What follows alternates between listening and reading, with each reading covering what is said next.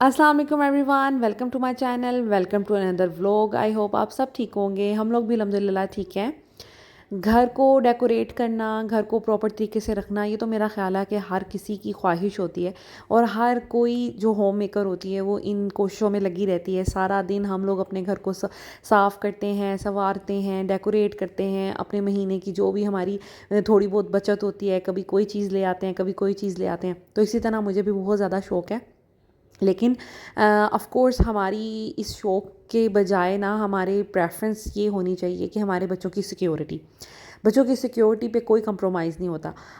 जब ज़ैनब फ़ातिमा छोटी थी तो मैंने पहले अपना लाइक थोड़ा बहुत जो भी घर डेकोरेट किया था, और तब ऑफ़ कोर्स बजट भी कम होता था। नई मेरी शादी हुई थी, हम लोग नए यहाँ पर शिफ्ट हुए थे, तो उस हिसाब से हम लोग चीज़ें ख़रीदते थे। मेरे पास बहुत लिमिटेड चीज़ें होती थी, लेकिन हर महीने मैं ग्रोसरी के साथ मेरी कोशिश होती थी कोई ना कोई एक चीज़ ले आऊँ, घर की, यूटिलिटी की या डेकोरेशन की।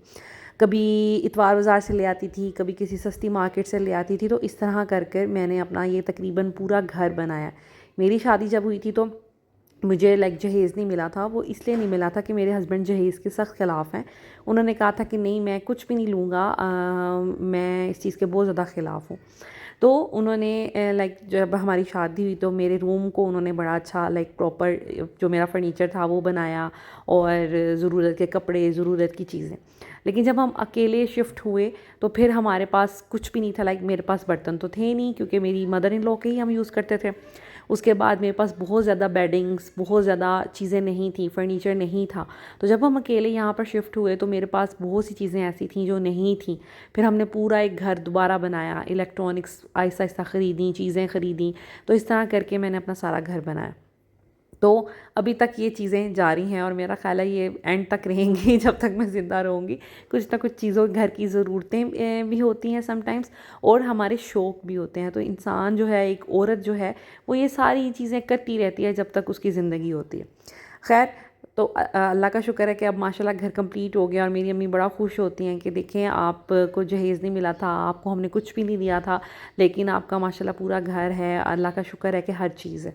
तो ये मेरी ही सोच है। मैं बहुत ज़्यादा महंगे फ़ोन्स नहीं लेती, मैं बहुत ज़्यादा महंगी ज्वेलरी नहीं लेती, मुझे गोल्ड का शौक़ नहीं है, मुझे बहुत एक्सपेंसिव कपड़ों का शौक़ नहीं है।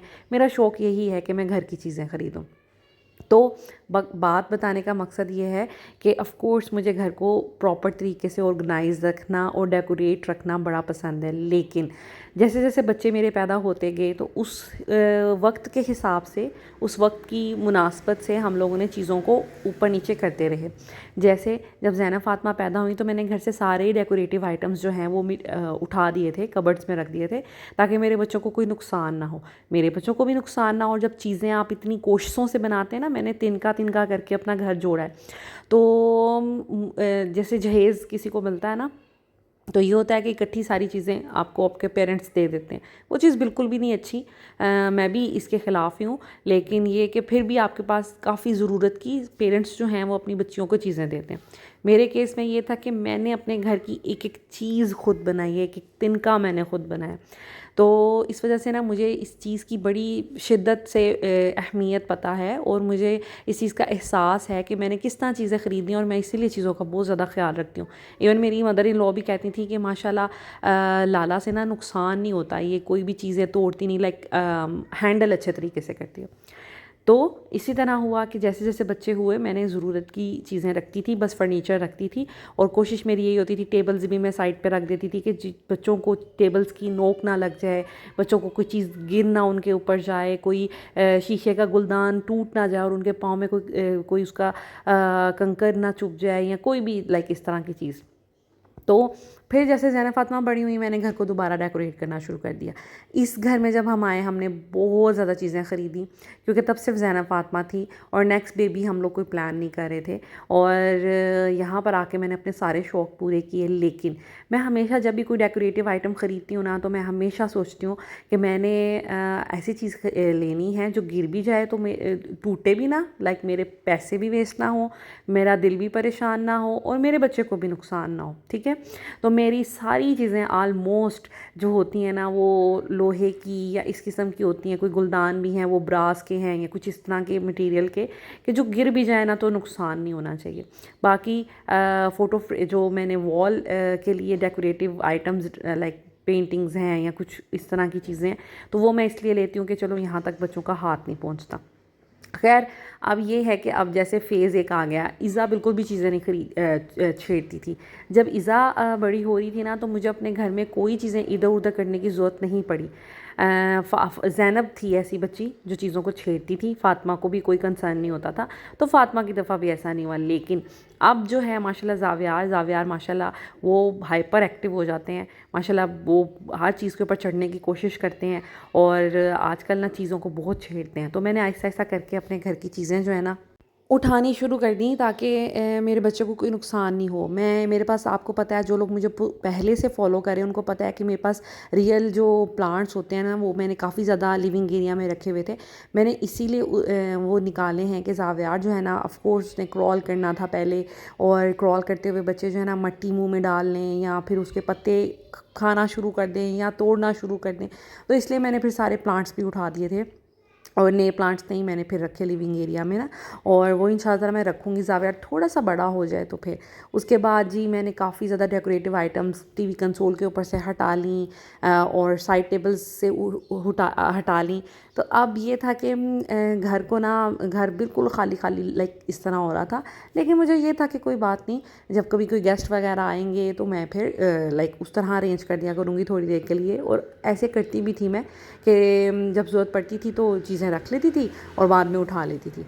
लेकिन अब ये हुआ मसला, सारी चीज़ें तो हटा ली मैंने नीचे से, लेकिन अब ना ज़ावियार ने नई शरारत शुरू कर दी कि वो डाइनिंग टेबल की चेयर के ऊपर चढ़ जाता है और उसके साथ वो फिर चेयर के ऊपर लाइक डाइनिंग टेबल के ऊपर भी चढ़ जाता है। That is very dangerous. तो और कल क्या हुआ कि ज़ावियार वहाँ से गिर भी गया। मैं इतनी ज़्यादा परेशान हुई, मैंने सारी चेयर्स पहले तो सारी चेयर्स उठा ली, अपने एक अलग रूम में चेयर्स को लॉक कर दिया। लेकिन फिर ये हुआ कि ज़ैनब फ़ातिमा ने खाना खाना था और उन्होंने ना चेयर्स जो है ना दोनों अपनी एक एक उठा के उस रूम से डाइनिंग टेबल के पास लिए, और मैं कहीं अंदर बैठी हुई थी। तो ज़ावियार ये खाना खा के उठ गई, बच्चियां हैं ज़ाहिर बात है, इनको नहीं पता चला कि चेयर को वापस भी रखना है। तो ज़ावियार कहीं चढ़ा है और अचानक मैं किचन में थी तो रोने की आवाज़ आई, तो मैंने देखा डाइनिंग टेबल के ऊपर चढ़ा हुआ था और गिर गया। तो मैं इतनी परेशान हुई कि अल्लाह का शुक्र है कि ज़ावियार को कोई ऐसी चोट नहीं लगी। डेंजरस भी हो सकता था ये बात, लेकिन अल्लाह का शुक्र है कि अल्लाह ताला ने बचा लिया। और मैं उस वजह से इतनी ज़्यादा परेशान हुई कि मैंने सोचा कि नहीं, मैंने अब यहाँ से डाइनिंग टेबल उठा देना है।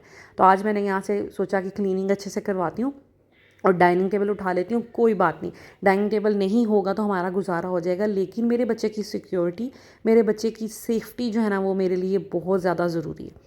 तो अब मैंने सोफ़े को क्या किया, बिल्कुल बैक वॉल के साथ लगा दिया है। और अब लाइक ऐसी कोई भी चीज़ नहीं है जो कि ज़ावियार जिसके ऊपर चढ़ जाए और वो गिरे तो डेंजरस हो सकता है। लाइक सोफ़ा तो डेंजरस नहीं हो सकता, सोफ़े से अगर अल्लाह ना करे कि गिरे तो फिर चोट भी नहीं लगेगी। कारपेट भी मैंने इसीलिए बिछा दिया है, वैसे भी मैंने बरसात के मौसम के लिए कारपेट उठाया था, मैं बरसात के मौसम में कारपेट नहीं बिछाती। तो अब मौसम जो है चेंज हो रहा है, थोड़ी थोड़ी ठंड भी हो रही है, बच्चे मेरे ज़्यादातर फ्लोर पे बैठते हैं, फ्लोर पे लेटते हैं, फ्लोर पे खेलते हैं, तो फिर उसके लिए कारपेट होना ज़रूरी है। तो अब मैंने दोबारा कारपेट ये मैंने वॉश करके रखा हुआ था, अब मैंने दोबारा बिछा दिया। तो कुछ इस तरह की लुक निकली है लिविंग एरिया की। मुझे ज़रूर कमेंट्स में बताइएगा ये कैसी आपको लग रही है।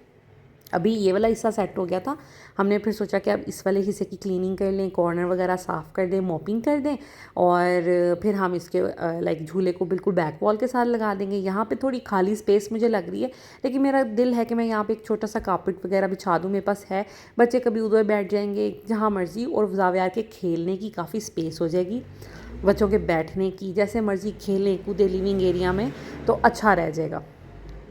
डाइनिंग टेबल इंशाल्लाह ताला हम तब रख लेंगे, मेरा ख़्याल है 4-5 महीने का, जब ज़ावियार फर्दर हो जाएगा लाइक 1.5 साल का, तो फिर इंशाल्लाह ताला वो थोड़ा समझने लग जाएगा। तो बस ये मेरा ख़्याल है कि कुछ 3-4 महीने की बात है या 5 महीने की बात है, उसके बाद वो थोड़ा स्टेबल हो जाएगा, समझने लग जाएगा, उसको ख़तरे का पता चल जाएगा कि मैं इस चीज़ से गिर जाऊँगा तो मुझे ये काम नहीं करना, फिर मैं दोबारा रख लूँगी। वैसे भी चेंज अच्छा होता है, तो चेंज चीज़ों को करते रहना चाहिए। मेरी अम्मी, मुझे याद है कि हर 2 महीने बाद अपने घर की सेटिंग चेंज किया करती थी। हम लोग स्कूल गए होते थे, पीछे से मम्मा ने बेड इधर का उधर कर, सोफ़े इधर के उधर कर, जब हमने आना तो टोटली सेटिंग चेंज होनी, और हम लोग इतना खुश होते थे।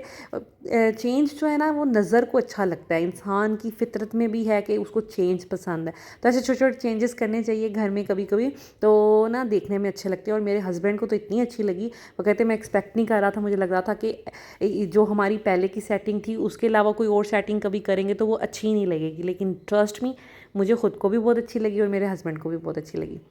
तो ये कुछ इस तरह की लुक बन रही है।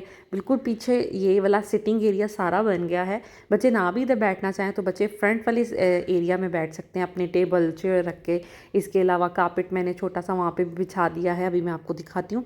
तो ये वाला कॉर्नर बड़ा ही अच्छा लग रहा था। काफ़ी लोग यहाँ पर बैठ सकते हैं, क्योंकि जैसे गेस्ट भी आता है तो ईज़िली हम लोग 5-6 लोग सोफ़े पे बैठ सकते हैं, 2 लोग यहाँ पे रेड चेयर्स पे बैठ सकते हैं। और बाय द वे, मेरी, जिनको नहीं पता, मेरे लिविंग एरिया की सारी थीम है ग्रे, ब्लैक, वाइट एंड थोड़ा सा मैंने पॉप अप कलर के लिए रेड को ऐड किया है, ताकि ब्लैक एंड वाइट में ना बिल्कुल सिंपल सा लुक लगनी थी। तो थोड़ा सा लिविंग एरिया में लाइफ ऐड करने के लिए मैंने कहीं कहीं पेंटिंग्स में कोई फ्लावर ऐड कर दिया रेड कलर का। और पहले मेरे पास कुशन्स भी होते थे रेड कलर के, तो वो थोड़ा सा ना एक लाइफ ऐड करते हैं लिविंग एरिया में। तो ये वाला कॉर्नर इस तरह का कुछ लग रहा है। टीवी कंसोल पे मैंने ये जो 2 आइटम्स रखी हैं ये सेफ़ हैं, ये गिर भी जाएँ तो टूटेंगी नहीं। ये दोनों, एक ब्रास का वास है और दूसरा जो है वो लाइक लोहे टाइप का ही है। तो ये मैंने चीज़ें रखी हैं। बहुत ज़्यादा मैं चीज़ें यहाँ पे इसलिए नहीं रखती कि ज़ावियार जो है ना वो फिर खींचता है, और क्योंकि ये बहुत एक्सेस में है उसकी, तो अगर छेड़ेगा तो ये चीज़ें भी उठा दूँगी। तो आप लोग ज़रूर मेरे साथ शेयर कीजिएगा कि आप लोगों को ये चेंज कैसा लगा, और अगर इसमें कुछ लाइक चेंजेस की ज़रूरत है, कोई इम्प्रूवमेंट की ज़रूरत है, तो वो भी मेरे साथ शेयर कीजिएगा। मुझे बहुत अच्छा लगेगा आप लोगों की सजेशंस पढ़ के, देखकर, और मैं उस पे अमल भी करने की कोशिश करती हूँ। इसके अलावा आप लोग जब एप्रिशिएट करते हैं मेरी किसी चीज़ को, तो वो भी मुझे बहुत अच्छा लगता है।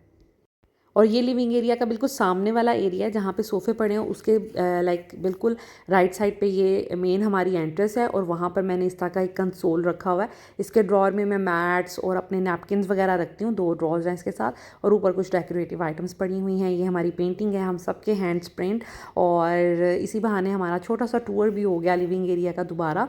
तो बस इधर एक डाइनिंग टेबल मिसिंग है, और वो तो पहले था, लेकिन अब मैंने सिर्फ ज़ावियार के लिए उठाया। So this is it. I hope आज का व्लॉग आपको अच्छा लगा होगा, और अगर कुछ इस पे चेंजेस की ज़रूरत है तो वो भी सजेस्ट कर दीजिएगा। अच्छा लगा तो भी बता दीजिएगा, बुरा लगा तो भी बता दीजिएगा।